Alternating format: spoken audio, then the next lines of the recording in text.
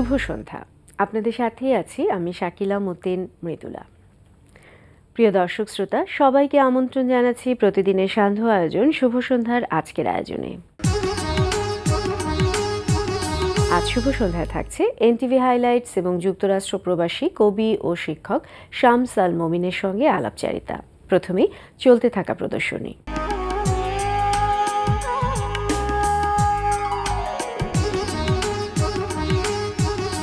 প্রথমে জানিয়ে দিচ্ছি চলতে থাকা চলচ্চিত্র ও চিত্রকলা প্রদর্শনীর সময়সূচি।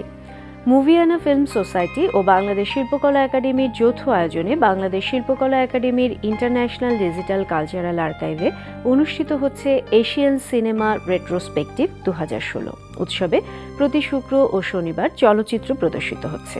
ধানমন্ডির ইএমকে সেন্টারের মাইডাস সেন্টারে অনুষ্ঠিত হচ্ছে ইনিগমা শিরোনামে সৈয়দ ফিদা হোসেনের একক চিত্রকলা প্রদর্শনী চলবে 28 জুলাই পর্যন্ত। বাংলাদেশ শিল্পকলা একাডেমিতে অনুষ্ঠিত হচ্ছে টাইগার নাজির হোসেনের একক চিত্রকলা প্রদর্শনী প্রতিদিন দুপুর 12টা থেকে রাত 8টা। এই সময় প্রদর্শনী চলবে 8 আগস্ট পর্যন্ত। এবার এনটিভি হাইলাইটস।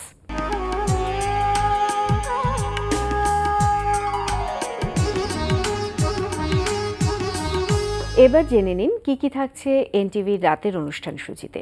সন্ধ্যা 6:45 দেখবেন জহিরুল আলমের উপস্থাপনায় talk show frankly speaking.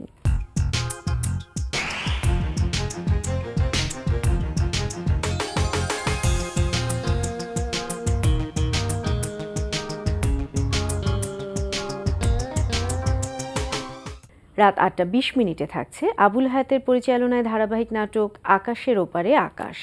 Hello আপা। হ্যাঁ বলো রিক্তা। ও তো ঘুম থেকে উঠছে না, ও ঘুম থেকে উঠলে আমি কল করতে বলবো। ও তো উঠেছে, কথা বলতে চাচ্ছে না, ও তো আমার সাথেও কথা বলতে চাচ্ছে না। আসলে আপা ওর মন মেজাজটা একটু খারাপ, কি জানি কি হয়েছে ভাইয়ার সাথে।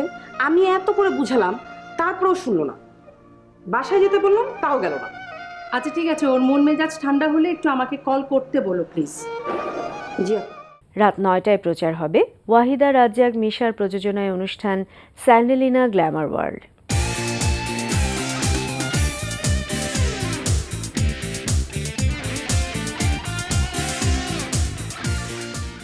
রাত 9:40 দেখবেন সুমন আনোয়ারের পরিচালনায় ধারাবাহিক নাটক সিনেমাওয়ালা। আমি যে আপনার বউ, এই পরিচয় আপনি মানুষের সামনে দিতে খুব লজ্জা পান। তা আপনি পারবেন নাকি বিষয়টা ডিল করতে? আমি আপনার জন্য সবকিছু করতে পারি। আমার প্রথম ছবি কয়লা বাংলাদেশের সিনেমার একটা ডিফারেন্ট মুভমেন্ট তৈরি করে দিবে। গুল্লি মারি এই ওষুধের। এই কি ওষুধ ফেলাইলি কে? আমার তো মাফ করে দেবো। এই কারে? সম্পাদকের সাথে আমাদের ম্যাডামের খুব ভালো সম্পর্ক। সম্পাদকের কাজই তো সবার সাথে খুব সুন্দর একটা সম্পর্ক মেনটেন করা। রাত 11:30 দেখবেন মাবরুর রশিদ বান্নার পরিচালনায় ধারাবাহিক নাটক হাউস 44। এ ভালো বুঝে জেগেছিলাম আমারে কবাকা, আমি তারে বাসার কেউ না, তাই না?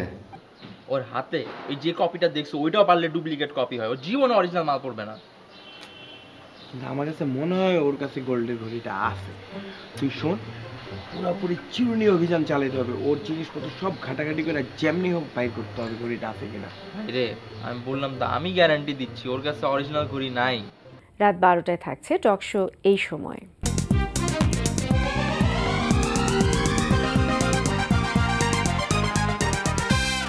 এই ছিল এনটিভির রাতের অনুষ্ঠানমালার হাইলাইটস।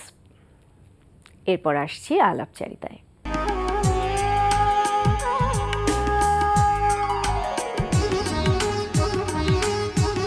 প্রিয় দর্শক, আমাদের আজকের অতিথি যুক্তরাষ্ট্র প্রবাসী কবি ও শিক্ষক শামস আল মোমিন। চলুন কথা বলি তার সঙ্গে। শুভ সন্ধ্যা। শুভ সন্ধ্যা। ভালো আছেন? জি ভালো। আমরা জানি সুদূর প্রবাসে আপনি ইংরেজি সাহিত্যে অধ্যাপনা করছেন এবং পাশাপাশি আপনি নিয়মিতভাবে বাংলা সাহিত্যের চর্চাও করে যাচ্ছেন। একই সাথে দুটো ধারা, সম্পূর্ণ দুটো ভিন্ন ধর্মী ভাষা, কিভাবে সম্ভব হলো? সম্ভব জিনিসটা কিন্তু আসলে নতুন না। এখানেও যেমন অনেক শিক্ষক আছেন, আমার বন্ধু দু একজন আছেন, আজফর হোসেন, সলিমুল্লাহ খান, তারপরে খন্দকার আশরাফ হোসেন ছিল, ওরা কিন্তু সবাই ইংরেজি শিক্ষকতা করেছেন, আবার বাংলা লেখালেখিটা কিন্তু বাংলায় করে। একইভাবে আমিও তাই করছি আর কি। পড়াশোনা যখন চালাই, শিক্ষকতাটা যখন করি তখন ইংরেজি সাহিত্যে, লেখার সময় ওটার একটা মানসিকতার ব্যাপার আছে, সেটা তৈরি করতে হয়, নিজেকে তৈরি করে নিতে হয় সেজন্য।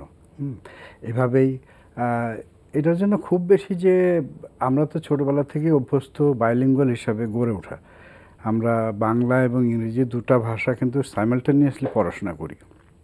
ওইটায় আমরা যেহেতু একটু অভ্যস্ত হয়ে যাই, পরে খুব একটা তেমন অসুবিধা হয় বলে আমার মনে হয় না। সবাই আসলে দুটো ভাষাতেই সমান দখল রাখতে পারে না, কিন্তু কেউ কেউ পারেন, আপনি পেরেছেন। এটা হয়তো বললে বলাও যায় আর কি, যেহেতু আমি ওখানে শিক্ষকতা করি, কিছুটা দখল তো আছে বলে ধারণা করাই যায় আর কি। পড়াশোনা করাচ্ছেন তো ইংরেজি সাহিত্যে এবং বাংলা সাহিত্যে পড়াশোনা করেছেন এবং করছেন, নিজে কাজ করছেন। সেক্ষেত্রে দুটো ভাষার সাহিত্যের কখনো তুলনামূলক কোনো কিছু আলোচনা করেছেন, কিংবা আপনার কাছে কি মনে হয় যে দুটো সাহিত্যের পার্থক্য এবং মিল কোথাও আছে কি? আলোচনা তো অবশ্যই, মানে ঠিক কোথাও স্টেজে গিয়ে না করলে সবসময় এটা নিজের ভেতরে অনগোয়িং আলোচনা হয়। এছাড়াও আমি সাম্প্রতিক আমেরিকান কবিতা এই শিরোনামে আমেরিকার 25 জন কবির কবিতা বাংলায় অনুবাদ করি, এবং সেই অনুবাদ করার ইন্সপিরেশনটা আসে কিন্তু আমি ওই কবিতাগুলো যখন ক্লাসে পড়াতাম, তারপর আমার মনে হলো যে এই ধরনের কবিতা বাংলায় অনুবাদ করলে মন্দ হয় না। সেক্ষেত্রে যেমন বাংলাটাও চর্চা হচ্ছে, আর পাশাপাশি ইংরেজিটাও তো প্রতিনিয়ত আমাকে করতেই হয় আর কি। তো সেক্ষেত্রে একটা মোটামুটি কেমন নিজের ভিতরে আন্ডারস্ট্যান্ডিং তৈরি হয়ে যায়। তো খুব বেশি এটা যে মানে নতুন কিছু কিংবা অসুবিধা হয় তারা, তবে নিজের ভিতরে একটা প্রস্তুতি থাকতেই হয়। নিয়মিত কবিতা লিখছেন, কবিতার বইও আছে আপনার। কটি কবিতার বই আছে? আমার মৌলিক কবিতার বই 5টি, আর একটি অনুবাদ কবিতার বই, শিরোনাম সাম্প্রতিক আমেরিকান কবিতা। 5টি কবিতার বই যে মৌলিক, সেটা প্রথম প্রকাশ হয়েছে কবে? প্রথম বইটা প্রকাশ হয় 1995 সালে, তারপর এটা 2001 সালে, তারপর 2009, 12, 15 এবং গত বইমেলাতেও একটা বেরোয়। শুধু তাহলে 2001 থেকে 9 একটু সময়টা বেশি ছিল। একটু কেমন করে জানি একটু সময়টা দীর্ঘ হয়ে গেছে ওখানে। বই প্রকাশ কি সবসময় বাংলাদেশে বইমেলাতেই করা হয়? প্রথম বইটা যেমন বইমেলাতে করিনি, তারপরে দ্বিতীয়টাও করিনি। আমি সাধারণত এই সময় দেশে আসি, এই সময়টা আমাদের বন্ধ থাকে প্রায় 2 মাসের বেশি। তো প্রথমে দেখলাম যে আমি যখন এই বই করার জন্য ব্যস্ত হয়ে পড়ি, আমারটা আর কোনো কাজ করা হয় না। আমার জিনিসটা আমাকে খুব একরকম বেদনারই ছিল আমার জন্য। বন্ধু বান্ধব আত্মীয় স্বজন সবাই কমপ্লেন করে, তুই শুধু বইয়ের পিছনেই ছুটছিস। তারপর থেকে আমি হঠাৎ করে বইমেলায় বই করা শুরু করলাম, এবং তারপর 4টা বই কিন্তু আমি বইমেলাতেই করি। এবং এই ভিজিটেও আমার ইচ্ছা আছে একটা বই করে যাওয়ার আর কি, দেখা যাক কী হয়। আমরা অপেক্ষায় থাকলাম। আপনি কবিতা যে লেখেন, সেক্ষেত্রে আপনার বিষয়বস্তু কি হয়? বিষয়বস্তু ধরেন একজন কবিকে তার সমাজ, বিশ্ব এবং পারিপার্শ্বিকতার সঙ্গে অবশ্যই খুব ভালো যোগাযোগ থাকতেই হয়। সেখানে জীবনে যেমন প্রেম আছে, দুঃখ আছে, কষ্ট আছে, রাজনৈতিক চিন্তাভাবনা আছে, এখানে সংগ্রাম আছে, সব বিষয়ই সবই আসে যখন যেটা ভালো লাগে, যখন যেটা খুব বেশি ভেতর থেকে তাগিদ অনুভব করেন, সেটার উপরেই কবিতা লেখা হয়। আপনি একাধারে একজন কবি, শিক্ষক এবং সেই সাথে আপনি একজন সংগঠকও। আমি জানি যে আপনি নিউ ইয়র্কে বহুবচন সাংস্কৃতিক সংগঠন নামে একটি সংগঠন চালাচ্ছেন। এই সংগঠনটার কাজ কি? সংগঠনটার কাজ মূলত আমরা অবশ্যই সাহিত্যের এবং বিশেষ করে কবিতার উপরে আমরা ফোকাসটা বেশি করি। তো এটা হচ্ছে আমরা যখন আমি দেখতাম যে নিউ ইয়র্কেও কিন্তু আবৃত্তি করে এরকম লোকের সংখ্যা কম নয়। এরা বেশিরভাগ সময় কলকাতা ভিত্তিক সব কবিদের কবিতাই বেশি সময় আবৃত্তি করে। তাই জিনিসটা আমার কাছে ভালো লাগতো না যে আমাদের এত কবি আছে, এত সাহিত্যিক আছে, তাদেরকে নিয়ে আমরা একটু কিছু করতে পারছি না, সব কিছু কলকাতায় ফিরে যাচ্ছি।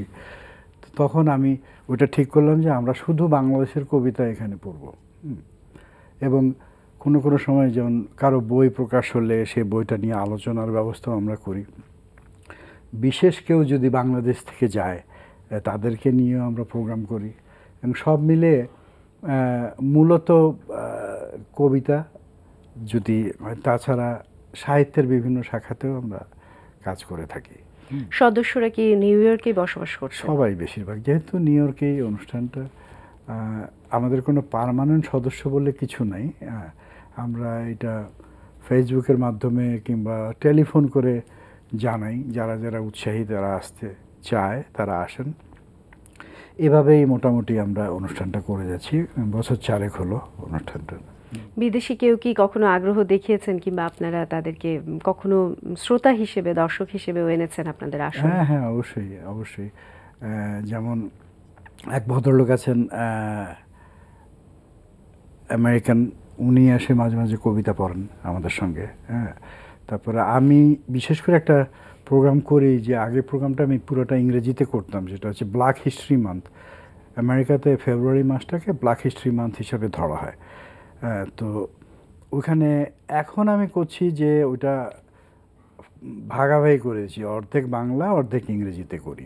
তাতে আমার মনে হয় যে লোকজন একটু বুঝতে সুবিধা হয়, সাধারণ দর্শক শ্রোতাও আছেন আমাদের অনেক। এবং এই প্রোগ্রামটা আমি ওইখানকার ফার্স্ট জেনারেশন যাদের জন্ম মূলত আমেরিকাতে, তাদেরকে দিয়ে করাই। হ্যাঁ, ওরা ওদের স্কুলে যেগুলো পড়াশোনা করে, যে লিটারেচারগুলো, সেগুলো নিয়েই আমরা প্রোগ্রামটা করি। এবং বিভিন্ন কৃষ্ণাঙ্গদের বিভিন্ন ক্ষেত্রে যারা খুব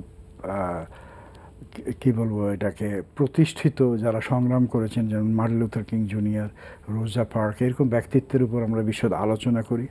এবং যারা ঠিক বই পড়ে জানার যাদের সুযোগ হয় না, তাদেরকে আমরা ওই সুযোগটা করে দিই একটা আলোচনার মাধ্যমে। এবং এটা আমরা প্রায় শুনি যে ভাই, আপনাদের অনুষ্ঠানে আসলে প্রতিবারে কিছু না কিছু শিখে যেতে পারি আমরা। এটা আমাকে খুব আনন্দ দেয় জিনিসটা, যে কিছু হলেও দিতে পারছি, সামান্য কিছু। আপনি জেনারেশনের কথা বললেন, সেই প্রসঙ্গে জানতে চাইছি যে যারা ওখানে জেনারেশন, ফার্স্ট জেনারেশন, যারা ওখানেই জন্ম হয়েছে, বাংলাদেশের যারা শিশু, তাদের আগ্রহ কতটুকু বাংলা সাহিত্যকে জানবার কিংবা বাংলা সাহিত্য পড়বার? আসলে জিনিসটা এরকম যে ওদের আগ্রহ থাকলেও সামর্থ্য থাকে না। এই জন্যই বাংলা সাহিত্য জানতে হলে তো বাংলা ভাষাটা পড়তে এবং লিখতে জানতে হবে। অনেকেই হয়তো বলতে পারে কিন্তু লিখতে পড়তে পারে না, খুব স্বাভাবিক, স্কুলে যেহেতু। তো এইটা একটা বাধা হয়ে দাঁড়ায় ওদের জন্য। আস্তে আস্তে ওদের উৎসাহটা কমে যায়। এবং এটা খুব ছোটোবেলা থেকে যদি না করা যায়, যেমন ইভেন 6-7 গ্রেডেও যখন উঠে কেউ, তখন আর সম্ভব হয় না। ওরা তখন নিজের একটা জগৎ তৈরি করতে শুরু করে, নিজের ভাবনা চিন্তাগুলো নিজের মতো করে প্রকাশ করার চেষ্টা করে। আস্তে আস্তে ওরা ইংরেজি ভাষী হয়ে ওঠে। হ্যাঁ, কেউ যদি করতে চায়, এই দায়িত্বটা বাবা মাকে নিতে হবে। এবং খুব আমরা যেমন ছোটোবেলায় ক্লাস 1-2তে শিখছি ইংরেজি বাংলা একসঙ্গে, তাদেরকেও যদি একইভাবে করা যায় তাহলেই এটা সম্ভব। এবং এদের সংখ্যা কিন্তু খুবই কম, হাতে গোনা যারা বাংলা পড়তে পারে এবং বোঝে। সেক্ষেত্রে সাহিত্যে উৎসাহী করা এটা কিন্তু একটা বিরাট লম্বা রাস্তার কাজ। তারপরেও হাল ছেড়ে দিলে চলবে না, চেষ্টা করতে হবে। অবশ্যই না, অবশ্যই না। আপনি একটি সাহিত্য পত্রিকাও সম্পাদনা করছেন, দিগন্ত নামে, সেই পত্রিকাটি সম্পর্কে বলুন। এই পত্রিকাটা হচ্ছে উত্তর আমেরিকার প্রথম বাংলা সাপ্তাহিক পত্রিকা। আমরা 1985 সালে 10ই জানুয়ারি এটার যাত্রা শুরু, এবং এটা 2.5 বছর চলে পত্রিকাটা। তারপরে আমরা এটা ঘোষণা দিয়ে একরকম বন্ধ করে দিই। তখন আমরা সবাই মাস্টার্স শেষ করে আমরা যে বন্ধুবান্ধবরা করতাম, প্রফেশনাল জব আমরা পাওয়া শুরু করি। তখন ওই প্রফেশনাল জবটা আমাদের জন্য অনেক প্রেশার হতো, আমাদের উপরে প্রেশার পড়তো। তো এটাকে ব্যালেন্স করার জন্য যে আগে চাকরিটা ঠিক রাখা দরকার, আর এই পত্রিকার যে ধরে রাখলে কোনো দিন যে খুব বেশি অর্থনৈতিকভাবে আমরা লাভবান হবে, এটার আশা তখন দেখা যায়নি। এই জন্য আমরা মোটামুটি ঘোষণা করে বন্ধ করে দিই জিনিস। তখন দেখা যায়নি, এখন কি দেখা যায়? এখন অবশ্যই, এখন নিউ ইয়র্কে প্রায় 12টা পত্রিকা চলে এবং প্রফেশনালি এই কাজগুলো হয়। 2-3টা পত্রিকা তো খুবই ভালো, প্রায় সপ্তাহে 100-112 পৃষ্ঠা করে বেরোয়। এবং এটা ওদের 8-10 জন কর্মচারীও আছে। তো এখন নিয়মিত এটা আমরা শুরু করছি। আমরা কি বলবো, বিনা পয়সায় খাটছি, বাংলা ভাষা, বাংলা মাতৃভাষা সাহিত্যের জন্য এই কাজটা আমরা করছি। কিন্তু এখন অনেকে লাভবান হচ্ছে অর্থনৈতিকভাবে, তারা এটাই মানে এদের ফুল টাইম পেশা হিসেবে এটা প্রফেশনাল হিসেবে নিয়েছে। হ্যাঁ হ্যাঁ, ফুল টাইম পেশা হিসেবে এরা কাজ করছে এটা। আমরা অনুষ্ঠানের একেবারেই শেষ পর্যায়ে চলে এসেছি। আপনার লেখা কোনো একটি কবিতার কিছু অংশ যদি শুনতে পারি। হ্যাঁ অবশ্যই। আমি যে কবিতাটা পড়ছি, কবিতাটার নাম হচ্ছে কথা বলা দরকার। আমাদের কথা বলা দরকার। যাক লাকা নয়, কার্ল মার্কস নয়, সক্রেটিস নয়, প্লেটো নয়, তবে কথা বলা দরকার।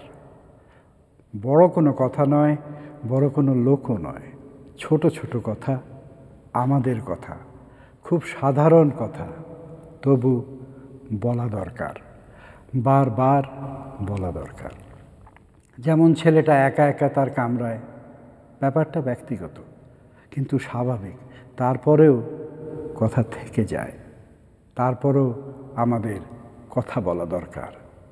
কথা নয় রবি ঠাকুরের, হোমারের কথা নয়, হেগেলের কথা নয়, কথা নয় নেরুদার, নাইপল কিংবা দা ভিঞ্চিরও।